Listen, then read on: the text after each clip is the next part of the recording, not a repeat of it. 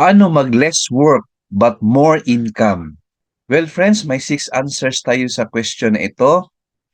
Please watch the full video. Specifically, number 6. Alright? So, ito na po.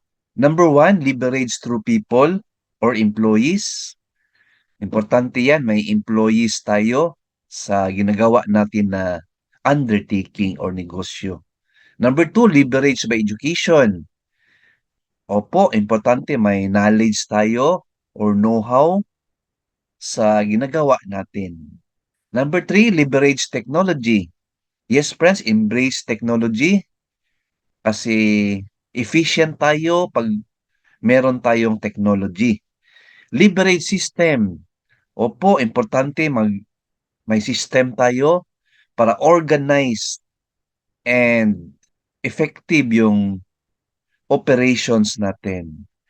Number 5, leverage in marketing. Opo, importante na may promotion tayo para mapansin tayo sa customers natin. And number 6, financial leverage. Opo, importante friends na gamitin natin ang pera ng ibang tao. Use people's money. Paano?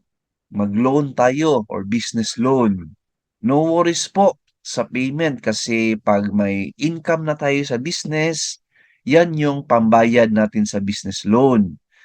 So, self-liquidating po yan. Yung iba takot sa loan, pero meron tayong what we call good debt.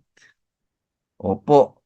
Simply said, friends, use the power of leverage para less work, more income tayo. Alright, good luck, God bless, and 2 thumbs up.